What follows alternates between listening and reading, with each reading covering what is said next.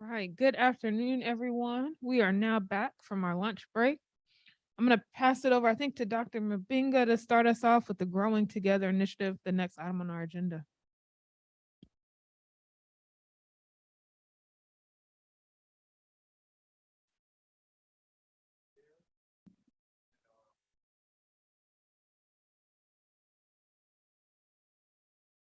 Thank you, Madam Chair. I think we had great sessions this morning, and I think lunch was delicious as well. Thank you, and kudos to our staff for putting all these things together. So without any further ado, I think we have one other item. I think is also one of the most important one, growing together. I think what I'm really excited about this is we brought this plan before, we did not have the financial component. But today we have the financial components that will be presented to the board as well as we are undertaking this major project. Without further ado, I'm tossing this to Dr. Monk. Thank you, Dr. Mabanga, and good afternoon, Board of Education. If we could go ahead and start the slideshow and start at slide number 3, please.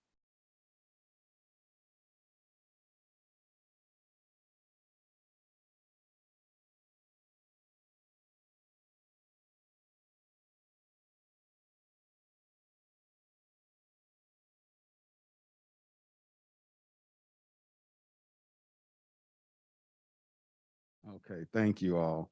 And so as Dr. Mabanga said earlier, one of the components that we're going to cover today is the cost projections for the first part of Growing Together that was approved by the board last month. In addition to that, for those of you who may be new to this particular item, we're going to do a brief review of how we got here, which started at least 3 years ago for me, but for Durham as a community, more than 30 years ago. We're going to talk about the rules and implementation that's associated with what we've done with the elementary school student assignment boundary changes. We're going to tie in that to our secondary programs to talk about how do our students matriculate through career and college pathways through the district. Excuse me. And then we're going to provide a timeline for how we reach the end of our Growing Together campaign, as well as provide an opportunity for the Board of Education to ask any questions and have any discussion. So with that, I'm going to turn it over to Mr. Southard, and he's going to provide us that brief Growing Together review.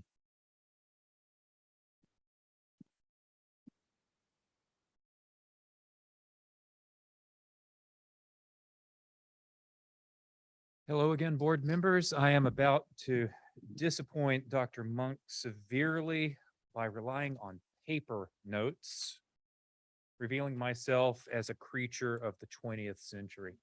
If we could go to the next slide, please. This Growing Together review is going to talk about sort of the history of the program. But before we go any further, I do want to recognize the team. You've heard from them before, but this is obviously a collaborative effort that has been driven by people like Deputy Superintendent Nakia Hardy, Dr. Monk, Sheena Cooper, Director of Marketing and Community Engagement, Dr. Kelvin Bullock from Equity Affairs has been part of the project, Dr. Julie Pack of CTE and Magnet Programs, Melody Marshall, Director of Student Assignment, Matthew Palmer, Executive Director of School Planning, Transportation, Nutrition, and we'll probably find a few more nouns there before too long. Philip Dave, our school planner for programs, Vitaly Radsky, our school planner for demographics, Dr. Rita Rathbone, a magnet specialist, and of course, Dr. Debbie Pittman, Assistant Superintendent for Specialized Services. So I wanted to give everybody their credit. If we could go to, actually, we'll stay on this slide. These are the original charges that were given to the Growing Together project by our board back when this all began, about, I want to say about 3 years ago. They link to the addendum strategies as well as our goals related to school boundaries and student assignments. So priorities 2, 4, and 5. This has been intricately tied into the work of the strategic plan. Our priorities around student assignment boundaries, site-based solutions or new school construction, developing a capital improvement plan and strategies for K-3 class size implementation. Related to this, also our provision of pre-K classrooms and EC classrooms to ensure that they have equitable access throughout our county. Evaluating our existing DPS system of school choice, and then developing an integrated plan grounded in equity that balances programming, policies, and geographic boundaries. And that is where we are today, building on each step as we've gotten here. Next slide, please.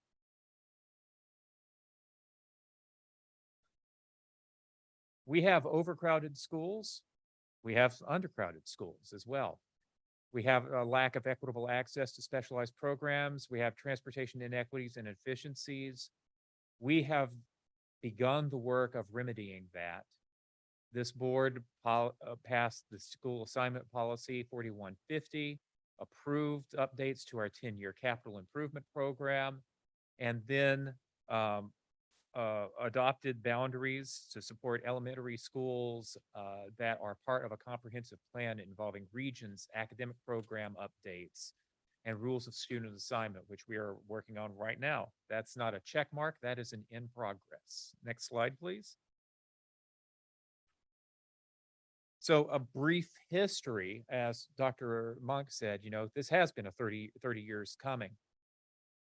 When our district merged in 1992, from that point, there were few attendance area changes since that moment, despite our transformations. If a new school happened to open, boundary changes might happen there. Otherwise, those changes were few and far between, which created sustained inequities over the years as Durham bears little resemblance to who we were back in 1992.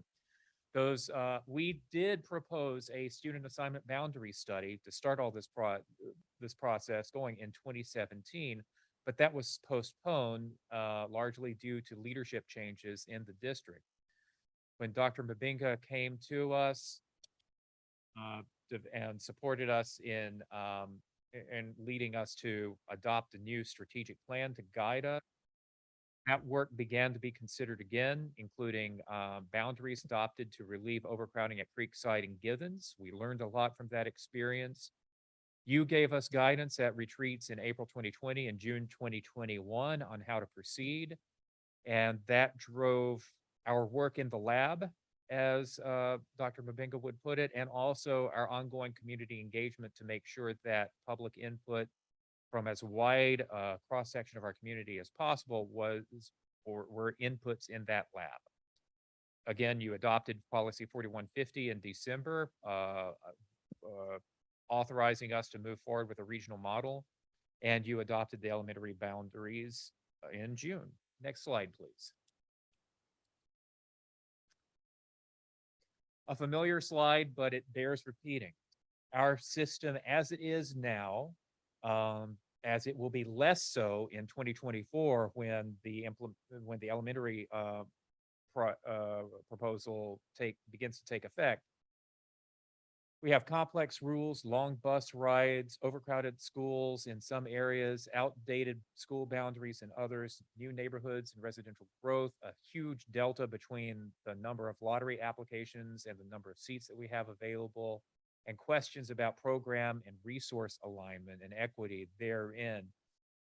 These are issues of equity. They are also barriers to welcoming families to Durham Public Schools, and we are trying to address all of these. Next slide, please. These community values and themes have come across consistently in our community engagement and have also been reflected in feedback that have come to us from the school board. Diversity, school choice, proximity, and student enrollment. And what we have seen is that some of these are sometimes in tension with each other. And it is not plausible to think that we will come up with a perfect solution that will accommodate 100% of all four of these. There are trade-offs. We are working to optimize and to make the best possible plans for Durham Public Schools that support our families equitably and welcomingly while paying heed to each of those themes. If we could go to the next slide. And if you could complete the content on the slide there. We have been very intentional about involving the theme of diversity through school boundaries, student assignment formulas, and regional equity. The regions are super important, and I'll come back to those regions in a moment. Next slide, please. Choice and access, strengthening all schools, and you will see the investment that we are making in ensuring that all of our elementary programs are well served, as well as the regional model. We want choice and access to support diversity, not work against it. There are trade-offs. This is what optimizing is all about. Next slide, proximity. Providing regions, using neighborhood planning units, application school boundaries. We want to provide a strong neighborhood school for every family. And if we get all three of these right, I believe we are also going to be doing ourselves a favor in terms of enrollment and making Durham Public Schools attractive and desirable and the first choice for Durham County families. Next slide, please. These are the regions that you adopted for us. If you take a look, just to recap, they have comparable median household income. They have comparable percentages of families that identify as people of color, comparable utilization, keeping in mind that Eastern Durham is growing like gangbusters, and we have to take that into account. Also a reminder that the median household income in the central region is skewed a little bit because of the presence of college students. Next slide. And a reminder of the schools that are in each region, including our upcoming schools, Lions Farm in the southeast and Murray Massenburg Elementary in the southwest. Next slide, please. And regionally, we have International Baccalaureate, Montessori, dual language immersion, and year-round schools accessible to families in each region. This is an expansion of choice programs coming at the same time as we are also developing rules and drawing boundaries to increase the diversity and equity among those programs. So this is brave work that this school board has done. We have made a commitment to addressing the inequities that have built up over 30 years. We're grateful for the board's support of Growing Together to this stage. And now it's time to talk about next steps and indeed about making the investments to support our work going forward. And to that, I turn things over to Dr. Pittman.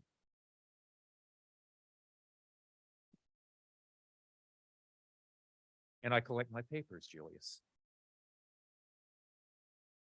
Thank you, Mr. Sutter. Next slide, please.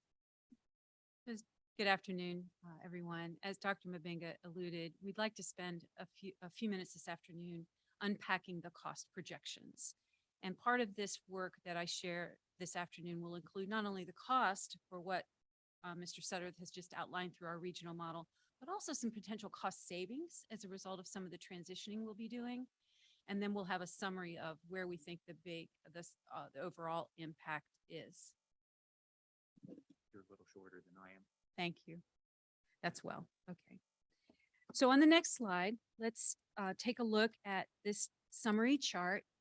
It's color coded. And so let me unpack first visually what we're seeing. In the first column are the regional application programs that the board and the district is moving forward with. And the green columns represent what we expect to be recurring costs. And they're separated into two columns. One would be to support the operational nature of the program. And the second column is to look at the personnel implications and the costs that are affiliated that way. The final column in blue highlights what we will need to start the programs, to get them started up. And you can see if you glance down, there are different timeframes for the programs. And so we've costed out the startup and averaged them according to the number of years we expect. And you're seeing an annual cost summarized in that cell. What I'd like to do is I'll go through each one briefly and just highlight some of the costs affiliated. So let's begin with the International Baccalaureate program that will be located at EK Poe. The positions that will be needed for that will be 2 additional foreign language teachers and 1 magnet coordinator. And so you see 3 positions represented in that column. And we expect about $20,000 in magnet support funding once that program is up and running. The next the next row is Little River Montessori. It will convert to a pre-K 5 program. And for that, we do expect the need for a full-time magnet coordinator. That person will be responsible for assisting with the 5-year implementation work that school will need, as well as the work around ensuring that the Montessori pedagogy is clearly integrated within the North Carolina standard course of study. That will take some work, and what we're really aiming for there is some fidelity and continuity across program implementation. The Montessori program also requires or will have a component of parent outreach and parent education, so to speak, around what does it mean to be a Montessori student, as well as working with community partners and engaging in the marketing and the lottery management. Of course, with Montessori, it is a bundled program that begins with pre-K age children in pre-KK. So the positions that you see represented there are the need for 4 additional pre-K teachers and companioned 4 additional instructional assistants. For dual language immersion, that is, of course, we have 5 programs, 1 in each region.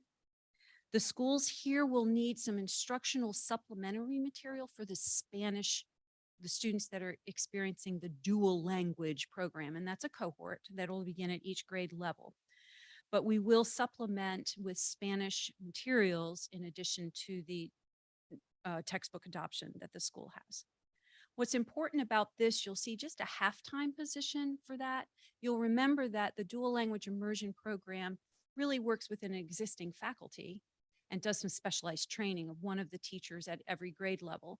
And so with that specialized teacher, we feel like with a half-time position supporting the school and the program, that should be sufficient to provide the resources that the school would need. So that person would be responsible for ensuring the whole school is immersed in the cultural immersion model. They would work with instructional lessons, looking at collaborative planning and leading the data analysis and the language development work. They would also be responsible for the marketing and outreach for the lottery process.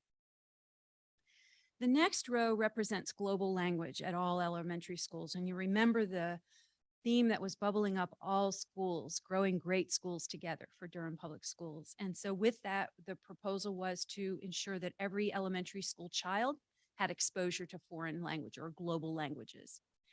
So you'll see a range of funding there. And what is going to be important here is how we determine to implement that model of language exposure. So if we do a touch point of 1 time per week at a ratio of 1 faculty member per 500 children, students in a school, we would probably need about 24 positions.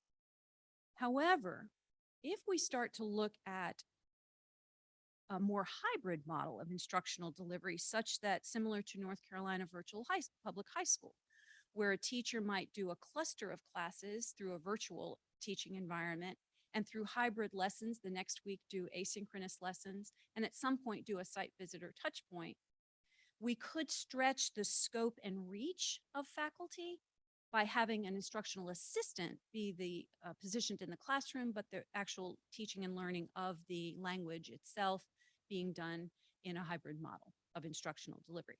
So each of those models you can see are articulated on the slide.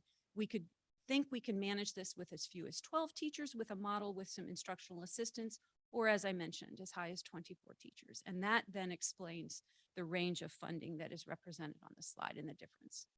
And then of course in the blue cell that represents some instructional materials that the schools would need for global language. And finally on the next row, we do expect, because we are expanding dual language immersion, the 3 schools that have been implementing it this year, over the last several years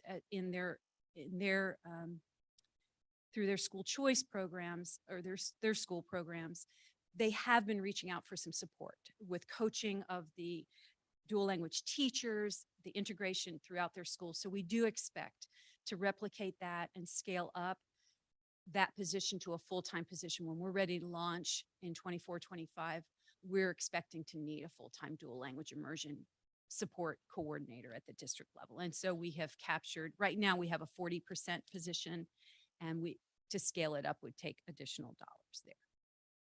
So on the bottom row, you can see we've summarized the totals, and you can see the range for the operational costs, the personnel costs, and of course the startup. So if we can go to the next slide, let me also share then the companion of where we think we may find some cost savings.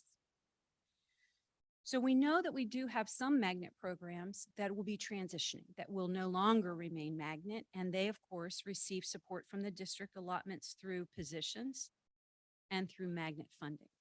And we expect a cost savings there of 1.1 million, a little 1.162. Transportation efficiencies, by going to a regional model of program delivery, as well as not only for our application programs, but remember this is also our EC pre-K and EC special program alignment going to the regional model. All of that will factor into some anticipated transportation efficiencies, and we're guesstimating but anticipating about $500,000. Now think back to Little River Pre-K. By becoming a Montessori program, we have also increased support for pre-K children in Durham County by opening up more pre-K seats.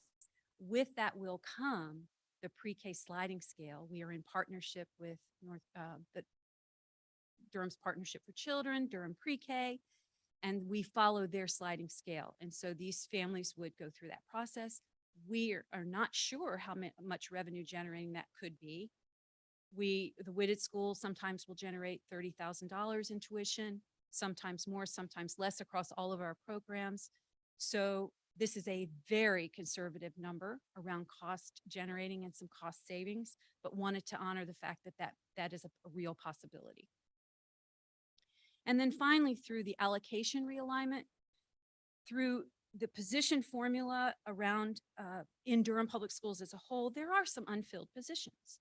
And so looking at the funding formulas, providing the teaching allocations to make sure that schools are receiving what they need, but there may be some unfilled opportunities there that we could recapture. If there were 10 across the district, we see some revenue generated there. If there were 20 positions that were realigned through realignment, that indeed could also generate some extra revenue. And then the final bullet is our celebration bullet. We hope that through growing together, we are going to draw families back and increase our district-wide enrollment. So we do anticipate some increased revenue through increasing our enrollment. So let's go to the final slide and let's put these 2 slides together. If we look at the projected costs in green, from remembering back to our green columns, you can see the range of costs that are summarized on that slide. In the orange box, it represents the range of our potential cost savings. And the blue, so if we calculated the projected costs using the highest number, and we use the most conservative look at cost savings, projected cost savings, the additional dollars we need could range from a low of being cost neutral up to 1.5 million. And largely, that's going to be dependent on the Growing Together global language and the model that we adopt and implement. And just to call special attention to that dark blue box, once we get the startup dollars, the 332,000, those are not recurring. So those are the summary of our costs, and I will pause. I don't know if we should go on or whether we should pause for pause. Thank you, Dr. Pittman. Board members, do you have questions about financials growing together? Thank you all for that history too of how we got here.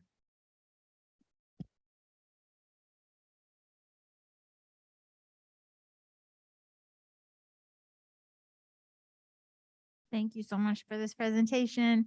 I think this is really exciting. It seems to me that the DLI component will be a major highlight of our school system through this model, and I think that part is exciting, along with the overall equity that this is designed to produce. I have a question in terms of the budget around the global language. And as a newbie, I may have missed something that you all discussed in the past, but with the global language, I'm just noticing that that is a major part of the cost projections. And so I have a question about outcomes for the global language program. With the students receiving instruction once a week or once a month. I don't know that I've seen a model like that exactly before. So I wanted to ask more about what we anticipate would be the outcomes with that amount of instruction, and would it prepare them? I'm sure there are other models that we've looked at, but what would it prepare them to do? What would we expect by the end of elementary school that they would know? And also what languages would be included in that? Thank you. Great questions.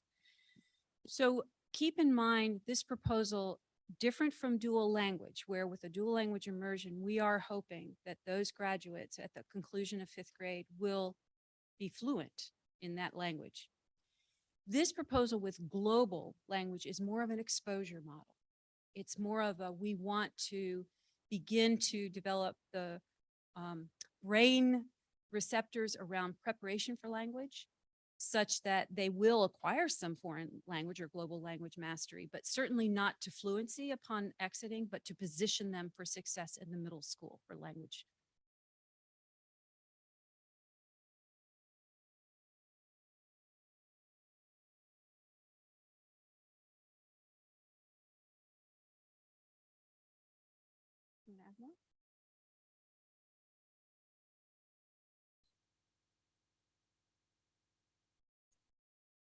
Thank you, Dr. Pittman. I wanted to go back to the slide showing the allocations by position. And yeah, the cost projections. This is so helpful. Thank you so much for, outlining, the costs, and then the positions, and then, the startup costs. And so the one that has a zero, so district support, it shows $0 for startup for the dual language coordinator position. Is that because the person's already in DPS? And the zero, I'm trying to look at some of Sure. the And ways that that's- even the non-recurrent, analyzed cost that is like not pertaining to the position, but more like the other budget items. That's exactly right. That zero is in the non-personnel. So the 55,000 captures the fact that our dual language, the district support would be there. We have in-kind support already positioned with the programming. So for non-personnel, we're positioned in a place that we didn't feel it was necessary to capture. And we don't anticipate any supplies or any kinds of, purchase that might help with the dual language, especially like curriculum, like anything that they might need in their role as coordinator. Oh, absolutely. Sure. That would be absorbed through our central office budget. We would manage it that way. Okay. And indeed, the to back it up, the supports of the instructional supplies, of course, would be in the dual language immersion line, and we've allocated some funding to each school for that purpose. Thank you so much. I'm really excited about this because this is the first of its kind, a coordinator to, we've heard so much from the community wanting to see an expansion of dual language, and to have a coordinator to assess, needs and, help us determine capacity for expansion of this program. The other question is in terms of titles and roles in DPS when it comes to coordinator. It's been my experience in talking to folks who are in that role that salary can range. And so we have done some work in terms of analyzing how to standardize that coordinator role. I do know that, we have community schools coordinators. We have, now we're having a dual language coordinator. How does it compare to those salaries? And are we going to do any work in terms of ensuring that we put it up to par with other coordinator positions?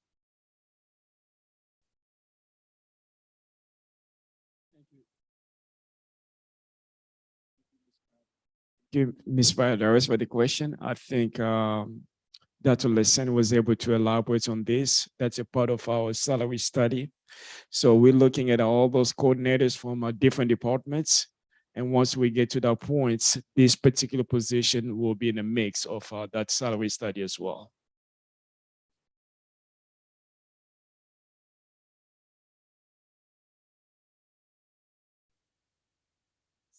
So I really appreciate all of the work that has gone into costing this out, but everything getting up to that point as well. Y'all have been working in this deeply and thoroughly and strategically for so long.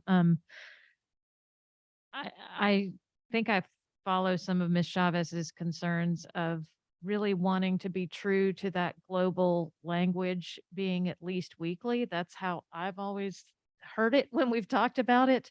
I think that's how our community has heard it, as foreign language being another special, just like how we commit to weekly exposure to art and music throughout DPS. So I think if we've sold it that way and promised that, I think it's my hope that we're able to fulfill that level of language enrichment. And frankly, anything in a virtual model, just for young children, really, I have questions about really whether that's developmentally appropriate at all. So I hope that we can budget and plan and work with our local commissioners to fund that. But I really appreciate just seeing this laid out. It gives us a roadmap forward, and thank you all so much.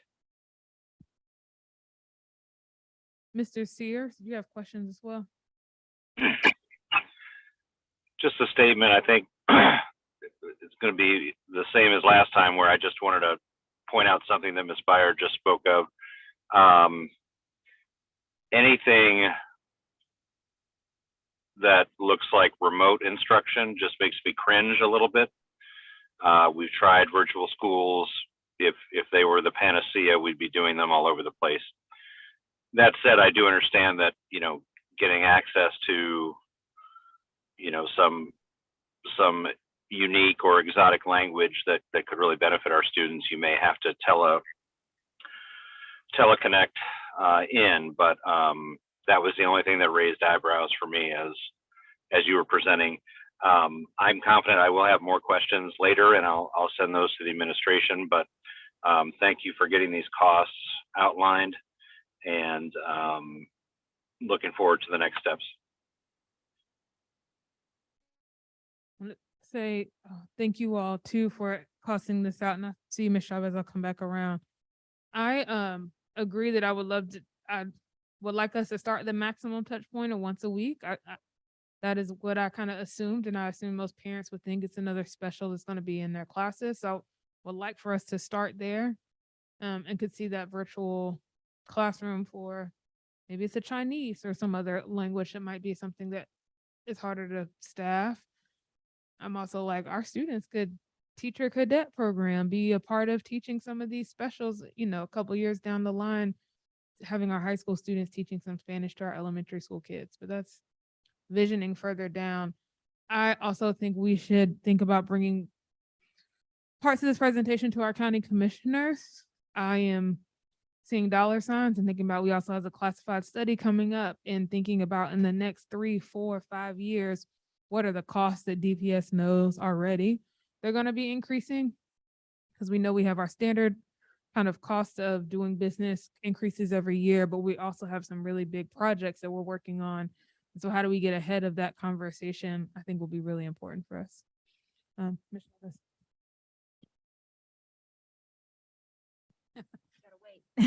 Okay, I just had another question. I want to circle back around to, do we know all the languages that will be offered? And we might not know what the variety will be yet. And then also about the startup costs, what is included in that generally? For DLI or for global languages? For all of the categories, I was just wondering if there were some general things that were or line items that would be part of the startup costs for each of these programs. Sure. So we know that for the programs, there will be a professional development component. There will be some instructional material support component, and of course, the coaching support. As far as the languages, we're looking at Spanish across our schools, but we're also open to looking at some of those specialized languages too. So some of that is still in development. I believe for the DLI, we are thinking Spanish. And then the global languages, we're leaning towards Spanish, but we're still shaping some of that. Right. The International Baccalaureate, of course, is French, Chinese, and Spanish.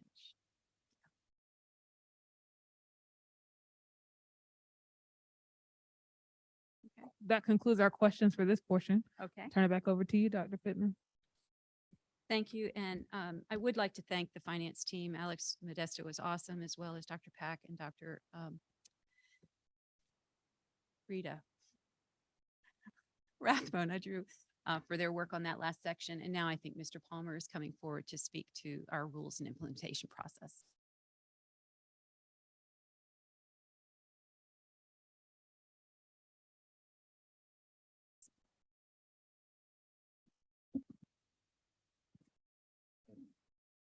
Good afternoon, everyone. I am presenting on the rules and implementation update. It is a synthetic update, both from operations and academic services and administration. But we did want to give you a sense of what we've been thinking about, what we've been planning for, and how excited we are to do the hard work and roll up our sleeves as we look to transition for the 24-25 school year. I know many of our parents and students, administrators and staff have been asking, so when can we know more? Is everyone comfortable if I take off my mask? Great. Much easier. Thank you. Okay. Next slide, please. So along with myself, our Director of Student Assignment, Ms. Melody Marshall, who's here with us today, will be leading the Rules and Implementation Advisory Working Groups. Overall, the working groups are designed to, first and foremost, really listen to our parents, our administrators, understand both the hopes and the constraints as we look to implement Growing Together. Again, this is a program that we're talking about that will impact many students and families in Durham, but also our staff. I know we've had a lot of questions, not only from principals, but teachers and school-based staff on what will this mean for us. And so we want to be very, there's a phrase that we use in public education, going slow to go fast. And by that, we mean, let's listen and make sure we've looked at everything. We're bringing together this working group intentionally to get it right. So to do that, you have to have not only who's at the table, but be asking those questions, who's not at the table, and make sure that when we look at participation, that it is reflective of the mosaic of Durham. And that ultimately this working group is recommending strategies that will help to minimize any pain points for students and our DPS staff, while at the same time helping to advance us forward with Growing Together.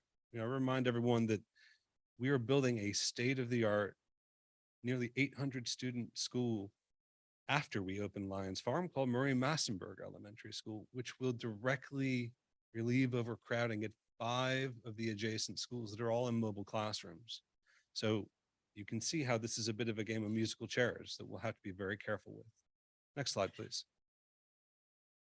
So first and foremost, we're bringing together minds from our school and community leadership, as well as local experts in education, leadership, policy and planning, and DPS administrators to really lay out kind of what are the things that we must do. As we develop initial concepts that are possible, we're going to be working with our ambassadors, both parent ambassadors and our student ambassadors, to make sure to take early ideas and drafts to the community to get their feedback, to use that as sounding boards, both from a parent perspective and a student perspective. And then something that we're very excited about is to be partnering with our administrators to hold regional workshops where not just one or two parents, but parents from across Durham can come and attend in their own region, so they're not going to have to go across the county to do so, and to hear about what are some initial drafts, but to get, we talk about very much listening and the intentionality about listening, not coming with, here's a pretty much hatched plan. What are your, do you like it? But very much a, here's what we're thinking. What else should we know? All right. So these three working groups, if you will, both the development working group, the ambassador working group, and the regional working group are designed so that we have feedback embedded. And each of these, there's loops that are coming back to, will these rules work for the most people? We cannot hit 100%. There is no perfection here, but we are going to try to maximize. I think as Mr. Sutter has said, we're going to optimize the good. Next slide, please. So little fine text here before you in a general sense. We've already worked with RTI across this last calendar year to collect thousands of impressions around community engagement and feedback in the initial development of the Growing Together proposal. We then have the opportunity to work deeply on some draft rules that are very lightly drafted to the point where they're intended to get feedback on. That can then go out to our ambassadors as well as the regional working groups that have feedback associated with it. And our design is to have proposals in hand, sort of a final draft for a broad-based community engagement outreach initiative this fall, so that not only the regional working groups, but really all of Durham is able to understand what's Growing Together about and make sure that everyone understands the rules for implementation. So that's a general overview for today. We didn't want to get the cart before the horse, but we did want to give you a sense of what Director Marshall and I have been thinking about in support of the administration. I think we can pause there for any questions or clarifications. Board members, questions? Any on this end? Ms. Chavez?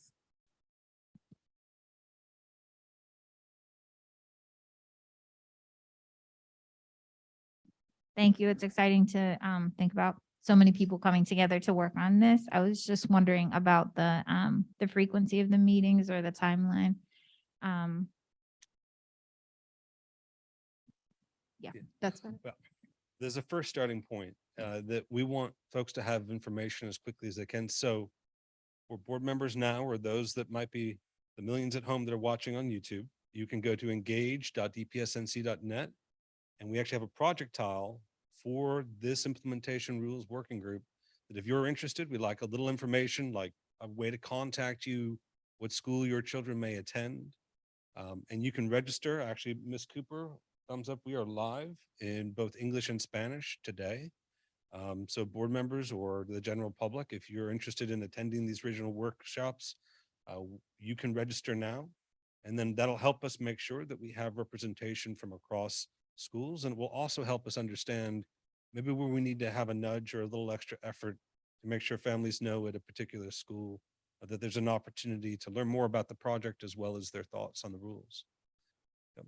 So we are looking fall of 2021 for that, those regional workshops to have some initial ideas for feedback. It's another year, 2022. Yeah. This is great information. I think my biggest question is that you mentioned future DPS families. Is there intentional outreach, and what does that look like for you all for future DPS families? We're hearing a lot from the community that we didn't know the bail schedule was changing, all that stuff. but they may not have had kids then, right? And I think I'm going to encourage my colleagues in public affairs to chime in. I may give an initial response. That is itself kind of a breakout topic around outreach strategies, not only to DPS families and parents, but those with children on the way. One of the things with Growing Together was that as the project was coming into clearer resolution, we were hearing from parents of children that weren't in Durham public schools, either that were in other schools or that weren't in school at all yet. And that was really exciting because that message was getting out to parents with children that are 1 and 2 years old. This project will influence their choices and opportunities. I think the feedback we got was a resoundingly positive idea that there's going to be more access and equity for all families. But as far as intentional outreach strategies, what we're looking at here is a much more robust outwardly facing, not just robocalls and, forgive me, Chip, not just robocalls and our conventional touch points with parents. We need to work closely, and something we've learned this past year is that different communities within Durham use different channels for communication. Some use the traditional, you have your TweetDeck group, but you have your email group, you have your robocall group, and there are, really dozens of different ways that families engage to collect information, but also to communicate with one another. WhatsApp is a great example. We have families that work directly on that platform. Nextdoor, again, is a bit more externally facing. Now, I know Ms. Cooper's probably wanting to add more. Sheena, is there anything that we can add to that, or is that about?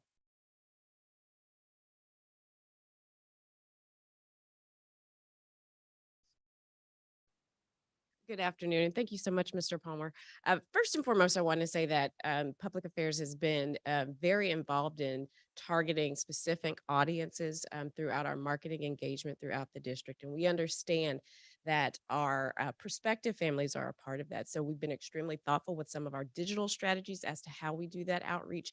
And you'll see more of that moving forward. Also having more conversations with families with focus groups to really listen and learn so we can engage at a deeper level. So all of these things are in the works now, and we certainly look forward to rolling those out in the future to bring more families to Durham Public Schools.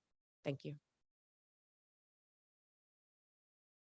If I could add to that, first, I want to tell Mr. Palmer that I will not stand for this slander of robocalls. They are a tried and true and admittedly limited means of communication. We will use every tool that we have.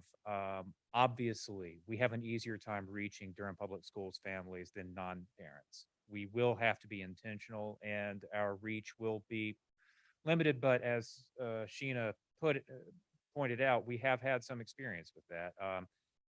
When Facebook families searched for information on the new charter school proposed for Eastern Durham County, the first thing they saw was an ad that we placed for Durham Public Schools.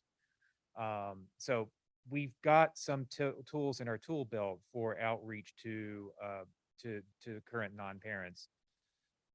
I don't have an exhaustive plan for that yet, just awareness that we have to, and we have to utilize tools such as our parent ambassadors and community ambassadors who touch far more people than the percentage of families that are enrolled in Durham Public Schools. We will be intentional about it. We will share more details about it at a later date. Ms. Valladares. Thank you so much, Dr. Palmer. In the engagement that you and so many departments, because this is not just, operations, our communications department, there's been involvement from so many different departments, but the methodology, I think, is something that folks have, especially folks who have been looking for this for so many years. I've gotten positive feedback from folks who have analyzed it, and they're like, no, this is a solid plan. Can you tell us a little bit more about the methodology in the sense of how we know that census data hasn't really been the crux of this analysis, because it has its own limitations, especially as a lot of it is coming in. But some of the things that you navigated, I think it's good for folks to know how you base this on a complete solid approach that includes so many different variables. And if there's anything that you want to share about just the methodology, because I know that that is something that I've talked to folks about, and it gives that sense of this is a very very studied approach. And you know, within all the variables, you have accounted for underutilization of resources. And so I think that that's something that needs to be shouted out with this process. It's not a perfect process. It can never be, because when you're talking about multiple variables and some of the limitations, you talked about demographics, you can't base it on, you know, the race of a particular student and format it towards that. But you talked about some of the ways that you did take into account changing demographics of Durham. So can you tell us a little bit, just a little more, just for folks to hear a little about that method that you use for this? Sure, and absolutely. And I think, you know, we've heard, we have the good fortune, of course, with Dr. Bullock as our Executive Director of Equity Affairs, that, you know, much of our work in equity is bringing resources to students that will benefit the most. Right? And so what we've been able to do, and I would ask Mr. Radsky to stand briefly, our student demographics planner with DPS. He is a highly skilled technician and a member of the community, and also a doctoral candidate on this topic around student diversity and enrollment. What we've been able to do is, and I won't ask us to go backwards in the slides, but I'll bring you back to some of the bullet points that Mr. Sedereth captured with regards to diversity. You're right, as far as legal precedents and cases go, we have limitations on our ability to use student demographic data for student planning and assignment. But what we can do is look at the characteristics from neighborhoods. And we've gone down again to the neighborhood level and been able to ensure that we understand the resources that families have that live within those neighborhoods as we look at our student assignment plans. That'll also be relevant for our participation in the engagement itself. Because one of the character fields that we're asking for as families register is, let us know your home address so that we can ensure that we have representation from across Durham. Let us know the schools that you attend so that we can make sure, again, representation is key. We can't just use those words in flashing lights. We have to be sort of diligent and authentic in it. Yeah. And does that answer your question, Ms. Valladares? Yeah. Thank you. I just want, you know, this is a long time coming, right? We talk about a 30 years, and over the 30 years, and I was not in those conversations, obviously, way back, but the conversations so far have been about giving this plan and knowing that you're taking your time with making it. It is a plan that is studied, that is, you know, you have looked at all the different factors. And as we look to, you know, move on to secondary schools, you know, this is the foundation that you're laying for how you're doing this analysis and all the different ways that you are bringing in these factors. You're understanding the limitations. And so I think that gives just that sense of we are doing the best that we can do, and we will continue to keep the pulse. As you mentioned, this is not a something set in concrete, like something set in stone. We will continue to figure out like expansion of other programs and give schools autonomy in some ways to, if they want to do other programs, expand DLI, they can do that. So it does answer my question with that particular piece. I had another question, but I think the main thing right now, as you are looking to do further engagement and you are leveraging infrastructure, is also how we are integrating our study and our analysis with the available data sets from the community. So for example, one of the things that Durham County has done, and also the Partnership for Children has done, and also there's so many people that are doing data analysis. And so how are we integrating those data sets, whether it's from the planning department, and I know that you have talked about the city planning and we, you know, having our own planner. And I think that there's also, what I've heard from some folks is a desire to see a very comprehensive community assessment that will integrate education, health. And so what I'm saying is that this is a good, strong basis and foundation for equity as it relates to access, but it's also something that the question, I guess, would be, what are some of those data sets that we will continue to rely on, even ones that we didn't get to use this time, but anything for the next iteration of this? What are some of those data sets that you hope to include? Well, said candidly, under Dr. Mbenga's leadership, we're on the leading edge of diversity, equity, and inclusion for public education in the United States. We're not there yet all the way, right? We have more work to do. Implementation rules is a part of that. We are a team ultimately of applied data scientists that are leveraging every scrap of information we can if it's going to help us improve opportunity and access to opportunity for our children. I will say, the list of data resources that we're bringing into the conversation is dynamic. And by that, I mean, yes, there's census data, and annually we have American Community Survey data. But that data alone doesn't mean anything without the deep understanding of, Durham as a county and as a city is very diverse when we look at our percentages at a county level. We also know that block by block, Durham can be hyper segregated. And so we have to be keenly dialed into that reality. We're not looking at things with a bulk lens and saying, it's good. We're really going down to the levels that we can go to and pushing that edge as far as we can to ensure that opportunities are equitable and that we're aligning resources for the students that would benefit the most. And at the same time, our rules for student assignment, which is what this working group will be doing.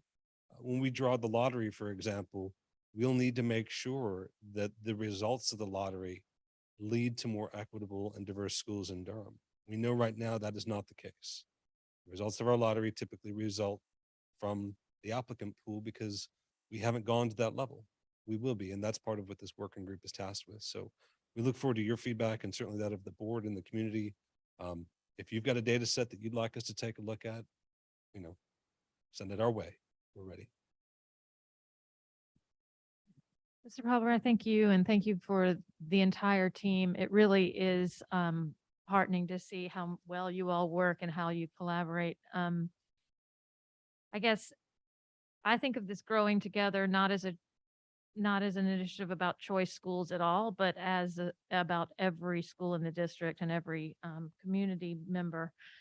And I got most excited about how we can strengthen our base in neighborhood schools. And so I would challenge you all as you're working and continuing to have those conversations amongst yourselves and with our community to look for ways that we could accelerate the timeline on some of those things. Like if we dreamed it, if we got the extra money we needed for foreign language teachers, could we start that sooner? Right? I mean, does that have to wait for 2 years? Whatever folks said to us, we heard loud and clear from some specific schools and some specific areas of town where folks really hear the urgency of needing support right now. And so I want to make sure that we hear them and that we're pushing ourselves, not just in the choice aspects of this plan, but in the strengthening every school aspects. If that makes any sense at all to anybody besides me, I just, it's what's on my heart because I really, really, really, the longer I'm in school policy work, think that everybody's neighborhood-based school is probably where most families would be best served, right? I mean, it's just such great stuff going on there to begin with. So I don't know. I just hope that we can continue to lift all of our schools. And I know that's your vision too.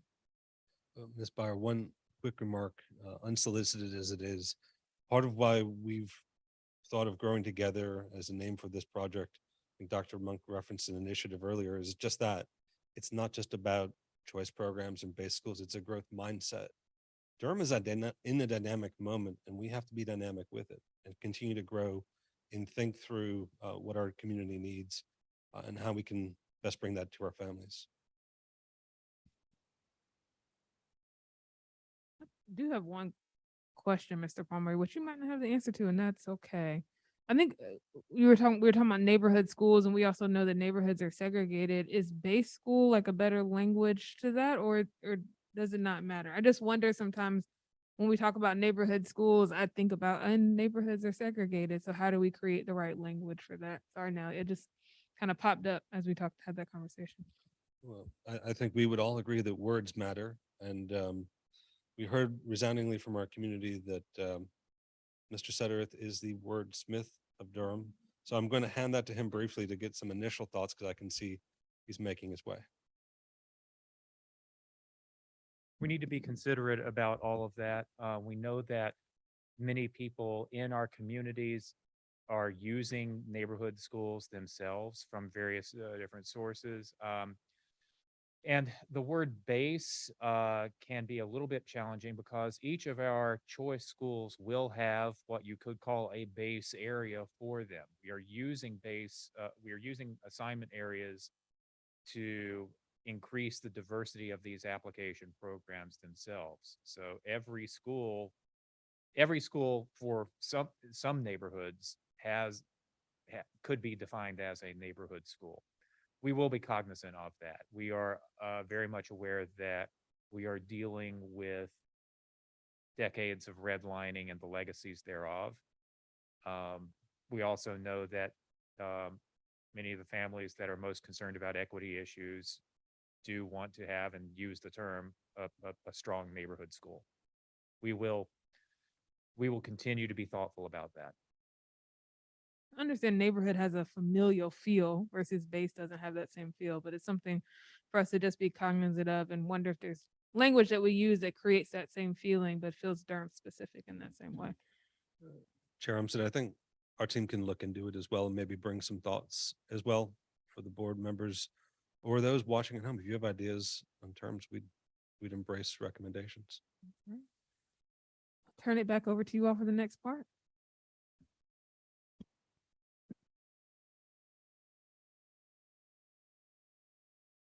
Thank you. And now begins the fun.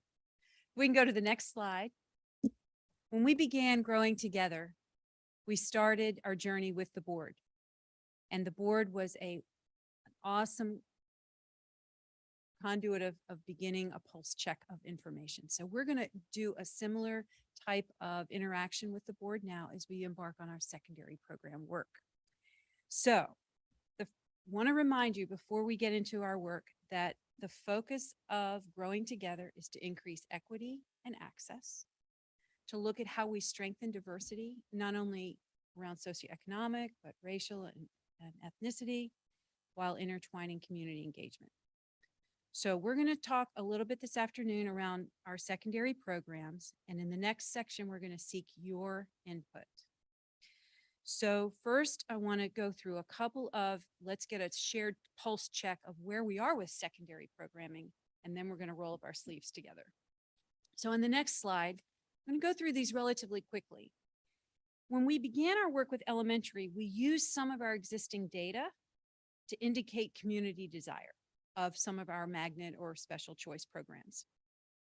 So as we begin to discuss secondary, we want to look at similar information.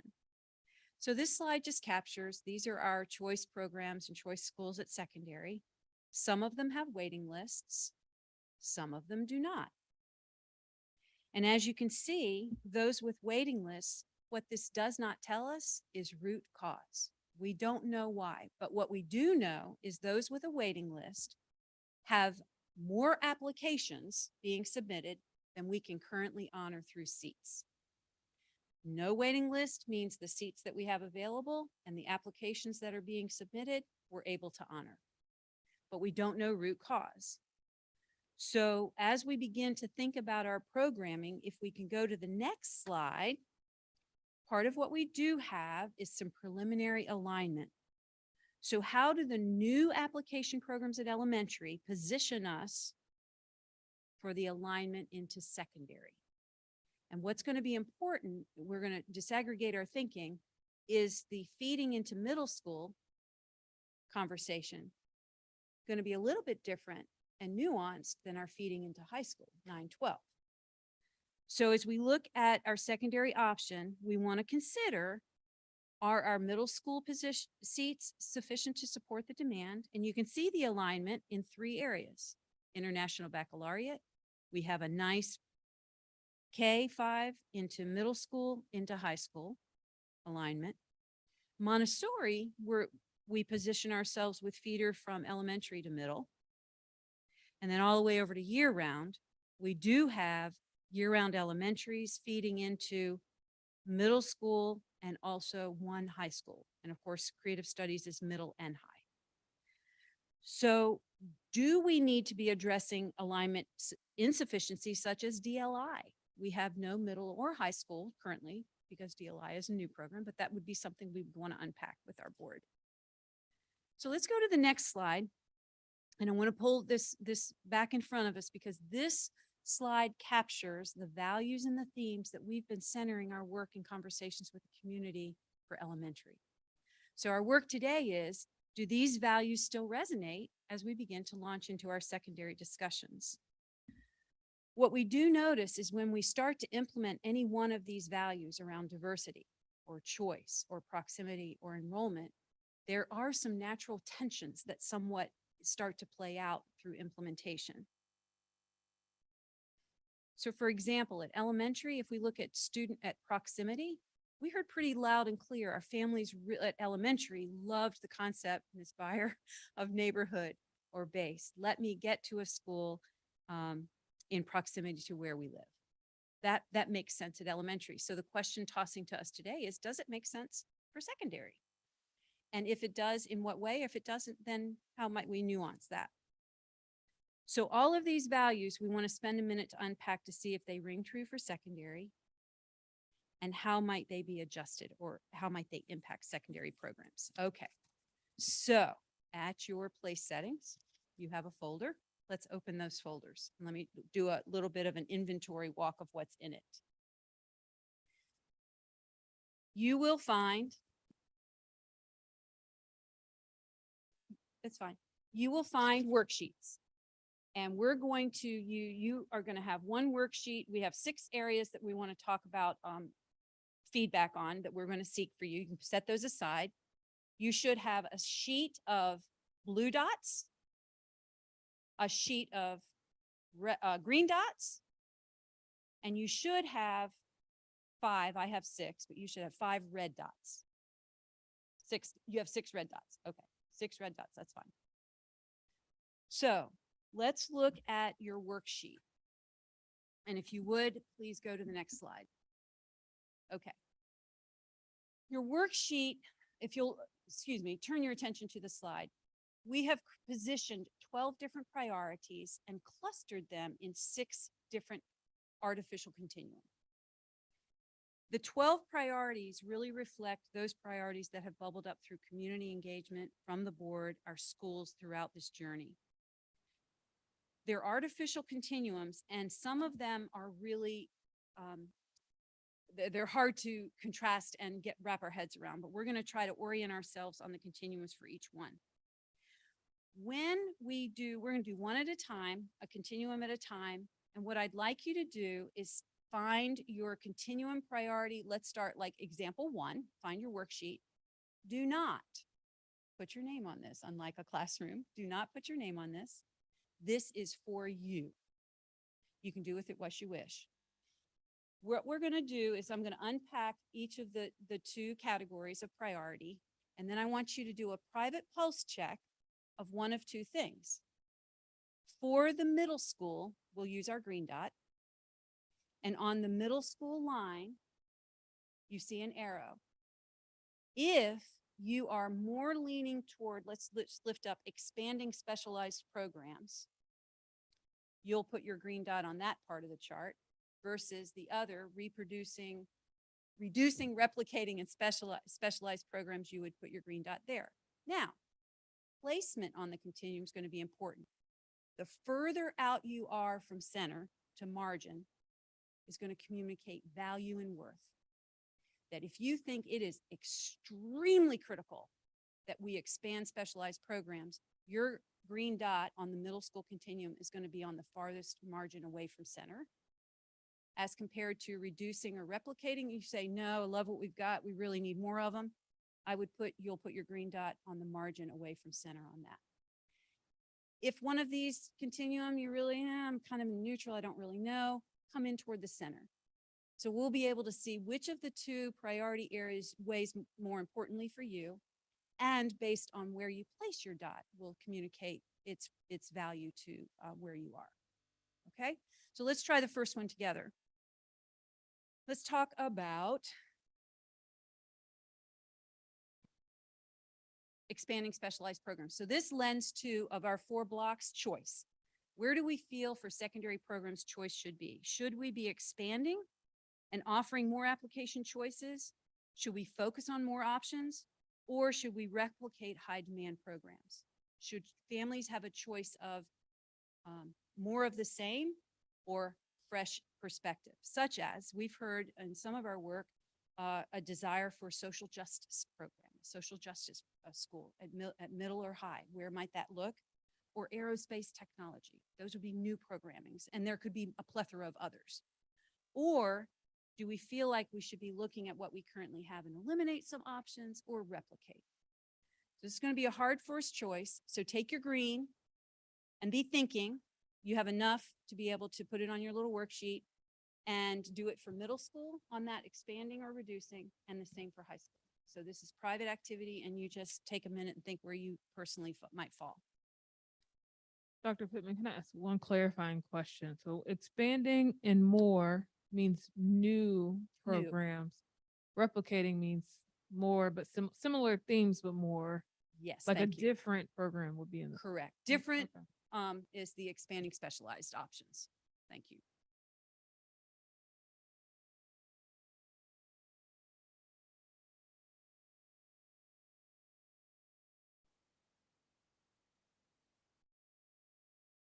We have another clarifying question. Yes. Different than what we already have, or what's in elementary, like in the new proposed elementary? It could be, for instance, let's just play dual language immersion. If you Right. feel like we should continue that into high school, that would be under the new, Okay. because that would be new for secondary. Secondary. Thank you.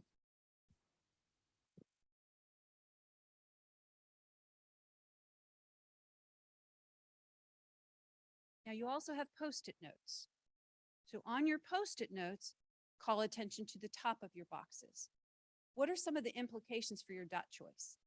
If we're going to offer new, where does that take us? Why did you choose that? What are some of your implications or benefits that you're seeing that? Or what are some of the reasons why you move toward not doing more? Just jot down some thoughts on your Post-it. 1 dot.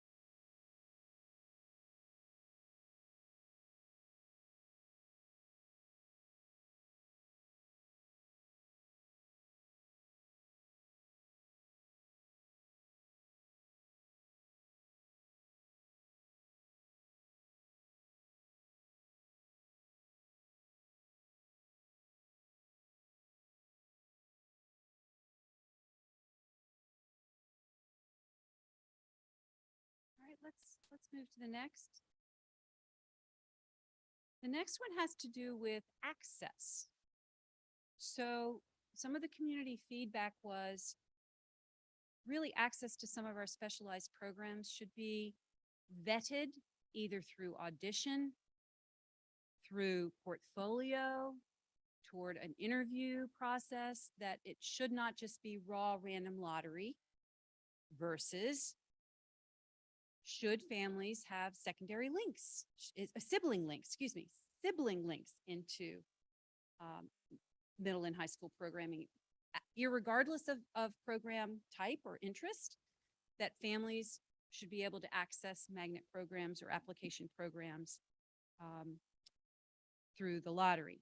What we would want to protect and guard with the audition would be that there would be equitable and inclusive vetting, that would be a level of the playing field. But if a child was interested and had aptitude for something, that they would be given a preference into that programming. Or should we not even worry about programming preference? Dr. Pittman, I just want to make these comments. all these additions that we're adding at the secondary level, Yes. we just need to be mindful we're not getting allotment from the state. Most of these are going to be funded locally. Thank you. And so if you would, remember, grab your green dot for middle, blue dot for high. Might auditions be different at middle or different at high, or interviews and such?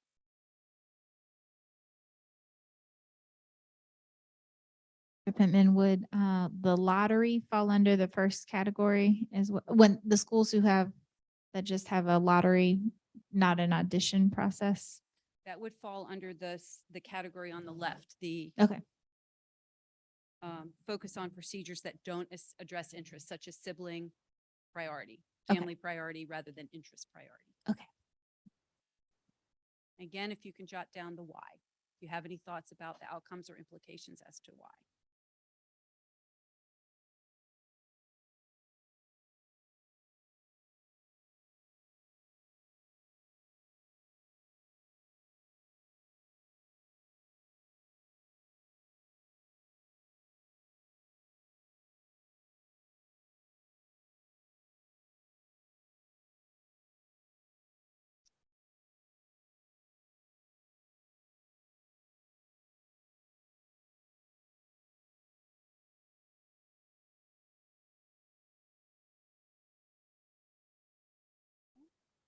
Third category, let's look at diversity and access. Should we match students with desired program or should we be ensuring that there are controls to manage demographics reflective of our diversity and our socioeconomic status in our community? So do we want students to be able to go to a desired program regardless of controlling for any kind of diversity, or should we manage that through some sort of a weighted situation? And a good example of that is many of our applications into one of our magnet schools, we get disproportionate number of girls. So we don't control for demographics. It's just whatever we get when we run the lottery. So should we be managing that differently at middle and at high?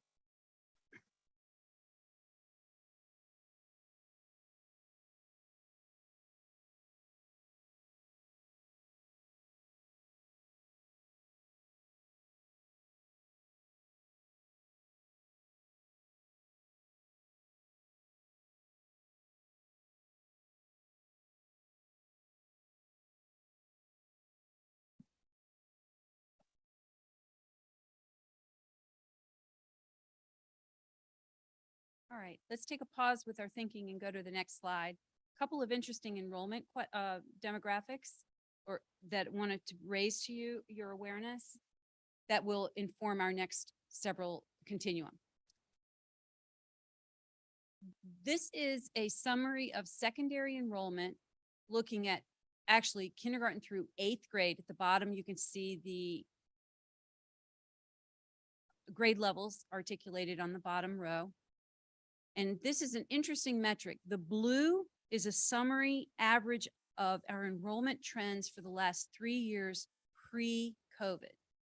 So what we see there is greater numbers of enrollment, but what do you notice about 4th, 5th, 6th, and 7th grade in blue?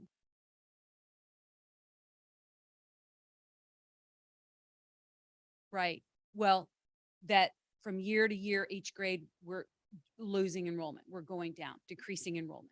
Now look at the red during COVID, the last 2 years of COVID, in the pivotal year of 6th grade, which is where we're going to be focusing our work now at secondary. 6th grade, 7th grade, and 8th grade, we're starting to draw enrollment back into the district at those grade levels. Root cause why? Not sure. But as we go to the next slide, it's interesting as we look at our demographics, how do our schools play out with socioeconomic? This metric was pulled from Vitaly Ratsky. I'd like to thank him, but he's looked not at our free and reduced lunch rates because at secondary, middle and high, we know that's a hard metric to grasp for secondary students. They don't always complete those forms. So he pulled the metrics from the SNAP applications from the Department of Health and Human Services around poverty. And this is the Supplemental Nutrition Assistance Program, or the SNAP, where families might qualify for assistance and aid. And it also includes our homeless populations, or our homeless families, the McKinney-Vento families. So if you look at the 24% cut rate, schools that have less than, so those would be above 25%, are at the top of the list. Those are mostly our choice schools at secondary. Mostly our choice schools, with the exception of Jordan High School. And those below 24% or greater, greater than 24%, so 27% and all the way to the bottom of the list, are mostly those schools that have neighborhood boundaries, with the exception of Shepherd. So this reflects a pulse check of our socioeconomic diversity in secondary schools. So I tossed to the board and to our work over secondary program shaping, should we be thinking about controlling for SES in our secondary, similarly as we have been looking at elementary? Something for us to consider. And then if we look at the next slide, I'm going to move quickly through these metrics. This is based on our census data, the median family incomes with application schools and base schools at middle. You can see the variation there. Most of our application schools tend to show that they are higher, families with higher median family income, as well as at high school. Those families that have secured seats in our application programs are typically showing higher family median income. So let's go to the next slide for number 4, access to specialized programs. As we look at right now, specialized programs, should we make it accessible to everyone? Or should we control for some transportation inequities? At elementary school, magnet programs, if you get into a magnet school, you get transportation. Secondary is very different. And the rules of access, you can be placed in a secondary program, but if you're in a pathway, you go to a hub and then you get transportation, but you have to be able to get to the hub. So if I don't have a family that has a car to get me to the hub, there's some inequities there. Whereas some of the other programs have full range of access. A special magnet program at high school would have full transportation. So we have rules of access through transportation that through the years have evolved that bring access and play out very differently for families. And we can see it on the differences of our median family income, or our SNAP. It's our wonderings. What do we do with what is causing these differences of access and the implications for the school SES demographic?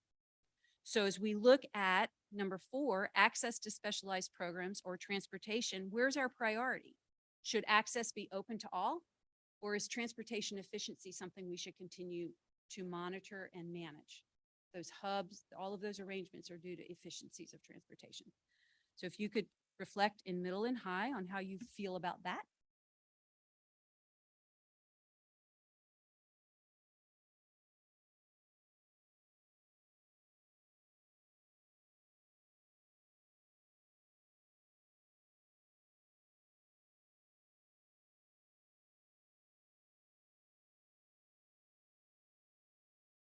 I'm going to push us along in the interest of time.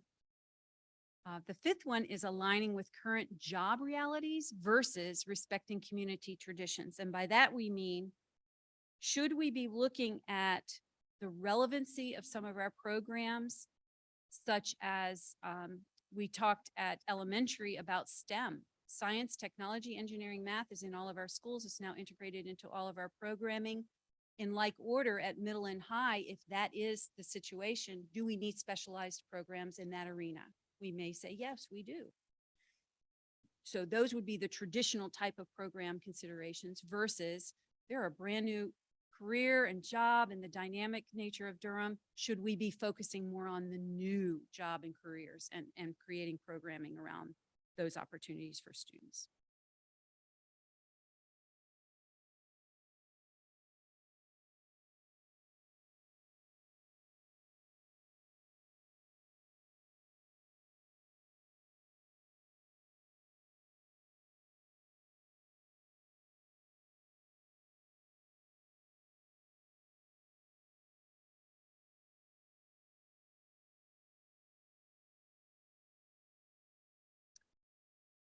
And then the last one is choice. So as we look at academic and career focus versus holistic school experiences, should application schools continue to specialize their focus and align them in deep ways to specialized career and academic focus? Or should our specialized schools provide holistic school experience, broad range of sports and athletics, broad range of clubs, broad range of extracurricular around the arts? Or, as we know now, our specialized programs have streamlined offerings in that arena. So where do we land with continuing career focus, or is the holistic experience, regardless of where a child attends, more important to us, their extracurriculars?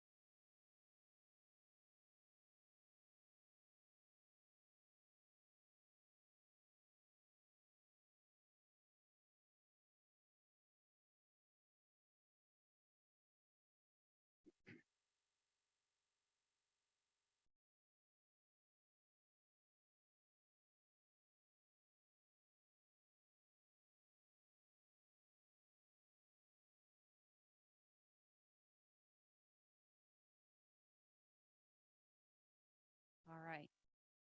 Now it's time for the red dots. You have 6 red dots. Find the sheet in your packet that looks like the slide that has all 12 priorities. They don't have a worksheet in their packet. Okay.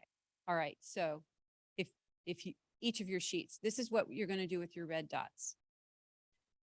If you can look at the handouts that you have of the 6, where they have each of the 2 priorities listed, you get to pick a red dot on the top 6 priorities where we force choice you on one of each. Now you get to look at all 12 in the bundle in the basket and say, I'm going to pick these 6 things as my top priority. This is really what we should be thinking about. You will, but be thinking before you go. So as you look here, if these were all equal and in a list, a random list not named, rank your top 6. Rank your top 6, and then we'll red dot them. So to that end, on the tables under the windows are each of your worksheets replicated. Now what we want to do is an aggregate pulse check of where are the green dots from each of you, unnamed and unaffiliated with individuals, but an aggregate as the board. So Rita, would you just hold up one?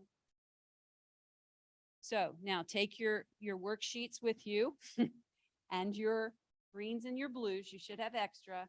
Now we want you to record your dots. Continuum example number 6 is on table 6. The sheet for continuum example number 1 is on the far left. 2 is in the next table, 3, 4, 5, 6. If you would just, and you can scramble, you don't have to do them in the same I mean, each of you can take a table, just put your dot down of where you have landed your blue and landed your red, green, middle and high, and try to position it where you are on the continuum. And then at the end with your red dots, let's vote with our red on what are your top 6 anyway. All things created equal. Where do you put 6?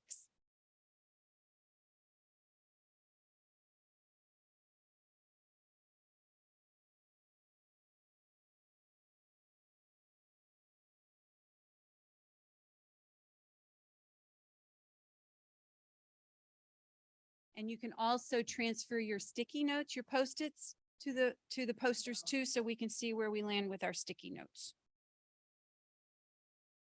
Thank you, Dr. Rathbone.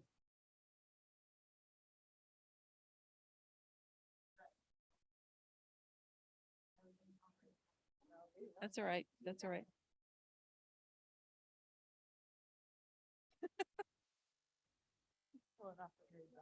Okay.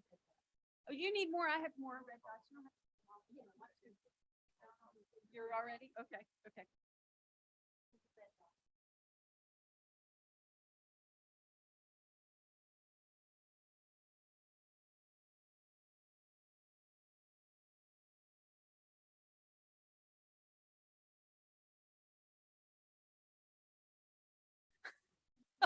Okay, good.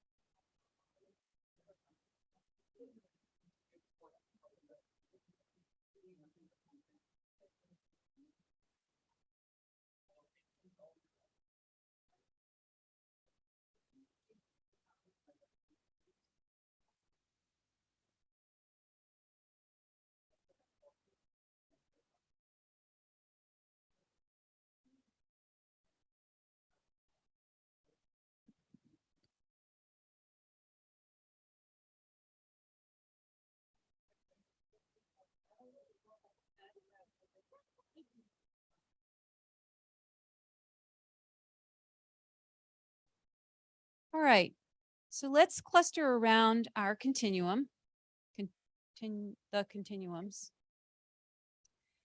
And I think Mr. Palmer is going to facilitate our debrief, and we'll get the board members around the table. And I think we're going to start with, on the red, what patterns do you see bubbling up from the board around the top priorities?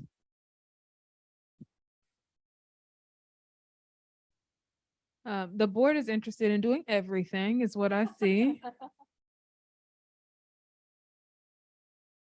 The one that feels really clear is the top two. So offering more specialized programs and or expanding the ones we currently offer. And the other part of that continuum is reducing and replicating. Everyone has their dots in offering more specialized programs. The third continuum of closely matching students with programs based on their interests, aptitudes, and career goals. The other end, for all those watching, ensuring diverse school demographics reflective of our community through assignment and lottery policies. All the dots are in the right part of that, ensuring diverse school demographics, with one dot on the middle. And the rest of the dots are a little, yeah, we have a tie and a couple of options. The next group of maintaining or increasing access to specialized programs for all students has a majority dots, versus the other end of that spectrum, efficient use of district resources, including transportation and existing specialized facilities. The board is interested in prioritizing students, right? Which makes sense. There's only two dots in that one. But for the rest, we're pretty split, I would say, as trends. Dreaming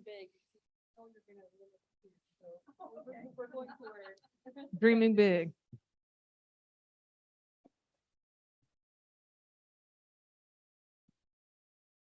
How about let's come up with the bigger slide where you captured this reflection?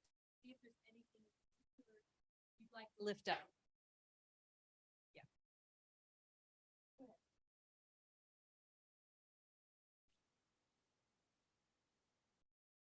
Board members, are there any things you'd like to lift up? Sure, maybe Palmer? we can go through each of the six real quick and just see if there's any comments that folks want to share about. I think the continuum priorities up here, we have, again, offering more specialized programs or expanding the ones that we currently offer versus reducing or replicating specialized programs. We see from the red dots as well as from here, the majority seem to be focused both at middle and high school on, we kind of think of this one as breadth versus depth, right? Perhaps more breadth as far as additional programs that are more boutique or specialized. Yep. Inspire. I felt tension in this one as well. Like, I hope y'all are going to look at those programs that have waiting list, middle college, early college, whichever ones, and think about growth though within existing programs. And this felt like a forced choice a little bit in that sense. I don't know how y'all are thinking about existing programs, but I don't know. That's just, if there's a waiting list, doesn't that indicate an existing strength, right? Any other comments before we go to the next section? I think too on that, there's a smaller school environment also, which is not necessarily, it is a specialized program, but we often talk about like the fact that it's the city of medicine or early college. There's another program there that there's people are interested in small high school experiences, which I think we don't always highlight when we have these conversations. Okay, so maybe less of multiple versions of the same program, whereas maybe at the elementary school level, we were kind of talking about that geographic distribution. Here, it's more of like different types of program affording different pathways at that secondary level. Okay. The second section here, adding equitable and inclusive audition portfolio review or interview processes to some or all specialized programs versus adding sibling priority or other priority seating rules. Yeah, please. So for me, on this spectrum, it's important to me that, sorry, Natalie, that our neighborhood schools still have a wealth of talent to select from when we're talking about programs that are occurring in our neighborhood schools. And as a DPS graduate with a twin sister, I know families with twins that have gotten different placements, and that's difficult. And we have done our best and align the bell schedules so everybody's going to school at the same time. But imagine if you have 2 kids or 3 kids and everybody's going to school at the same time, how do you get everybody where they need to be if they're in different schools?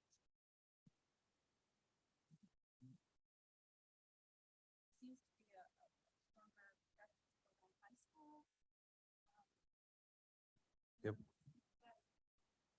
Well, they're more independent then.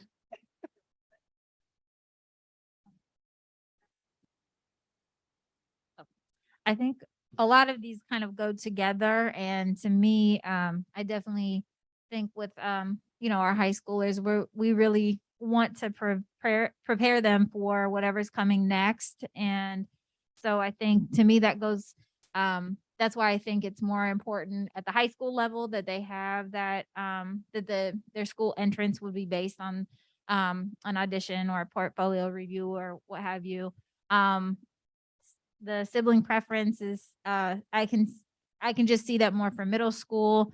Obviously it impacts parents when they have to drop off kids at multiple schools, and that can be a hardship.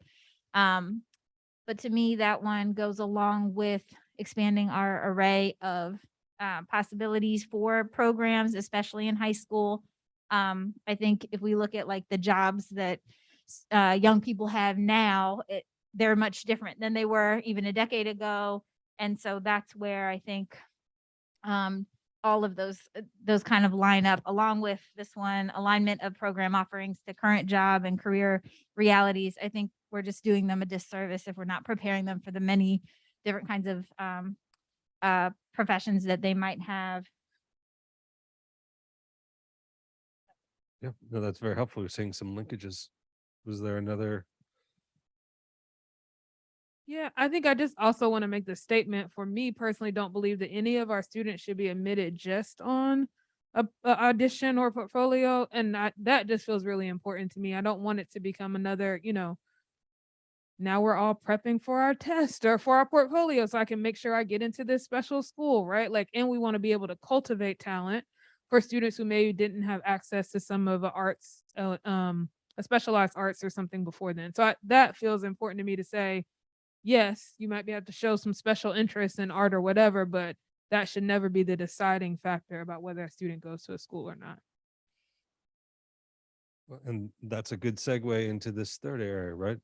closely matching students with programs based on interests, aptitudes, and career goals versus school level diversity, right? And so it looks like maybe we have some differences between middle and high school here as well. Any thoughts to share? So I use shorthand on my notes.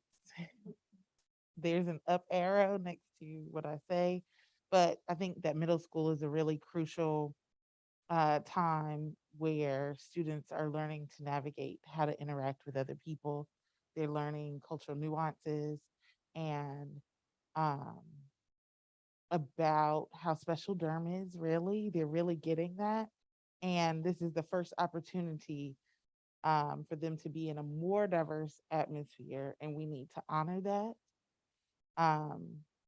so they can be the best versions of themselves.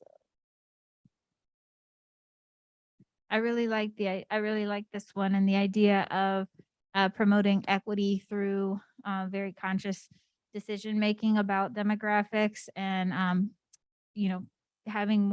making sure that we have students of color in some of the programs, like more students of color, Black and Latinx students at DSA or other programs, making sure there are girls in STEM programs, low SES students in all of the programs. And so I think being very conscious about that and naming it is part of equity. And I like that you all put that in there. Okay, we have two more areas to kind of focus in on. The fourth one, maintaining and increasing access to specialized programs compared with efficient use of our district resources like transportation. It seems like at the middle school level and at the high school level, there's some themes there, but we also have maybe some important discussion to have. Any thoughts that folks can share?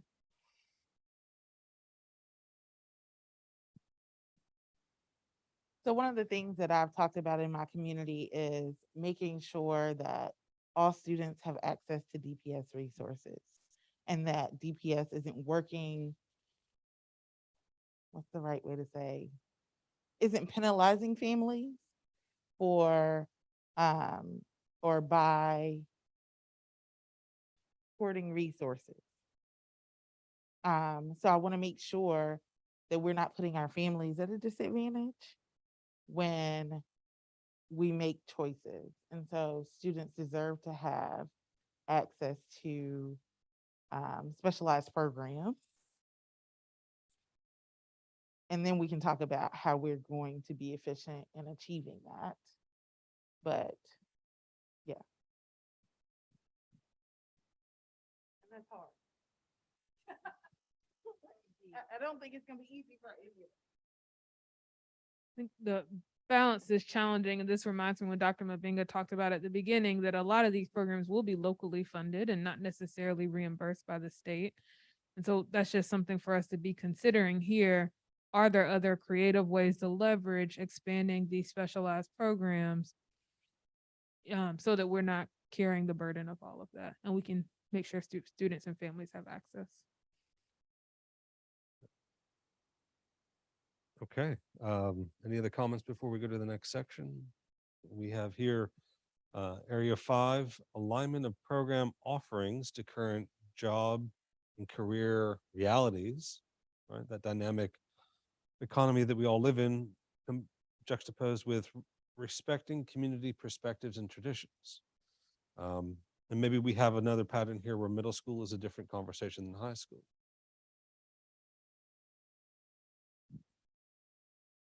I really felt like this one could be both and, in my personal opinion. We can respect where community traditions are and how, if we're talking about I hear a lot of people talk about vocational programs. How does that evolve to the 21st century to still prepare our students, but like respect where communities were? This one was more challenging for me because I felt like it could be both and.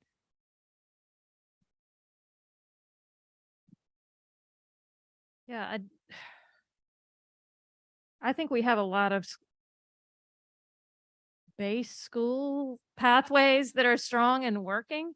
And so I want us to make sure that, our policies in the past where we've kept neighborhood boundaries together, feeding from elementary, middle, high as the first, I want us to make sure that we're planning with that as a foundation. And to me, that was maybe captured in respecting community perspectives and traditions. Like there's a long history of Hillendale, Brogden, Riverside. They have chorus concerts together every holiday season. I mean, it's cool beans. I mean, but so I didn't see that reflected in any of these other places. And I was trying to capture, that's kind of how school systems are built at their heart. And then there's a little extra, I don't know. Alternatively, breaking cycles is important sometimes, especially when they can cause harm. So, and that's why when change happens, it's so difficult. And so I think it's important for us to honor that and respect the community perspective and traditions, but also not like bind ourselves to that.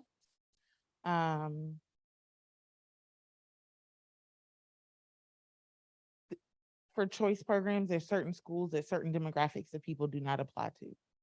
And that's not okay.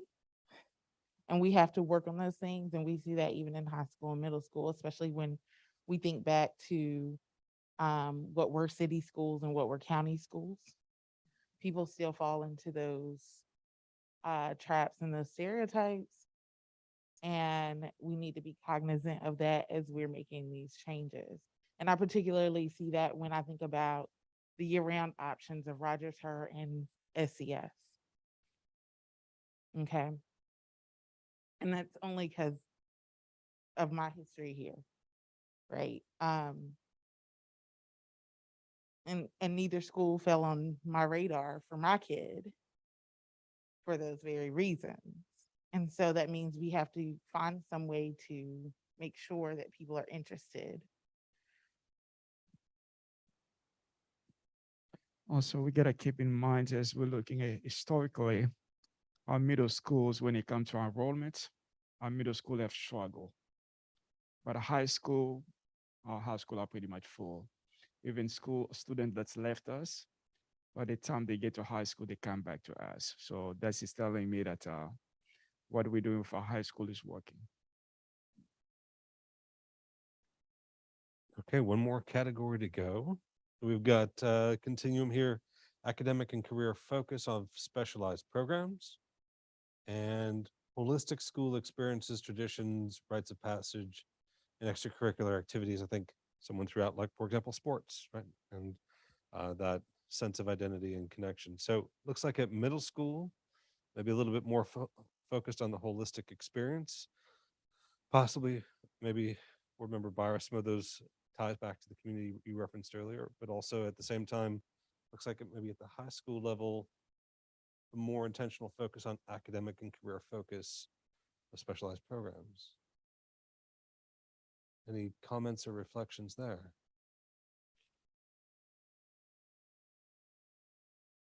Pretty clear? Okay. Dr. Pittman, I think it's all yours. Or something.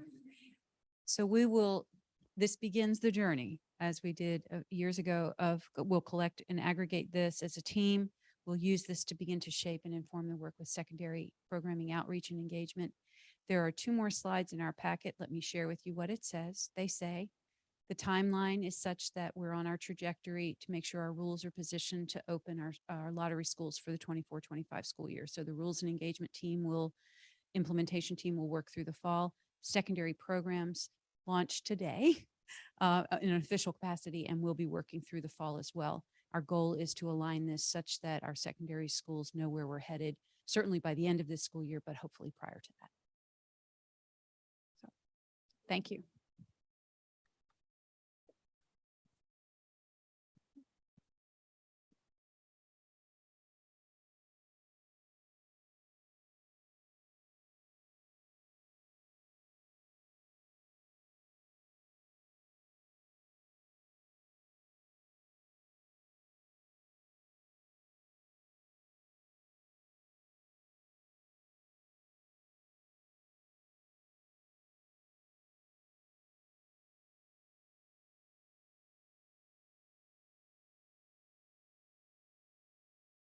Thank you, board.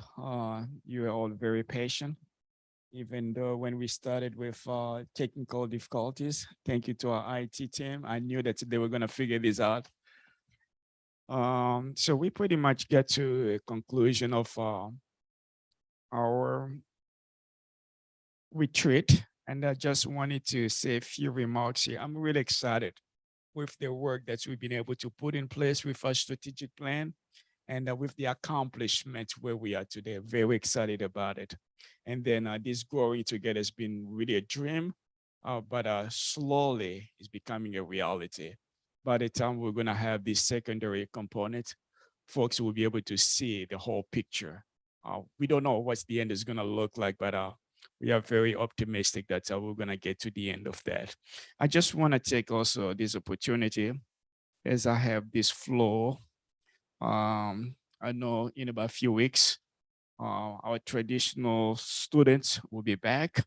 We are doing really well with our year-round schools. They've been open, our specialty high school. They're on their way and things are looking really good. We have our open house coming up. I know our families will be expecting a lot of information when it comes to COVID guidance and monkeypox and all that kind of stuff. But this is what I will say about COVID. Whatever protocol that we had in place last year, we're continuing with those protocol in place as well. But when it comes to monkeypox, we have not received anything from state or our local health departments. The only thing we have been able to receive are just some links. Those are links that we'll be sharing with our families as well at the open houses. We're gonna have a great year, and I really want us to be positive as we're communicating with our families, as there is a growing concern about all those vacancies. I'm telling you, our principals, our central office, they're working day and night to be able to fill up those positions. Case in point here, we have our year-round schools. They are functioning properly. There may be 1 or 2 vacancies here and all that kind of stuff. That's something that I said at the beginning. I'm planning to send something at home to let our family know exactly how many vacancies we have and what plan of action, how to cover those classes. And that correspondence will be going home a week prior to the traditional school starting. Thank you, board. Thank you, staff. This was well planned.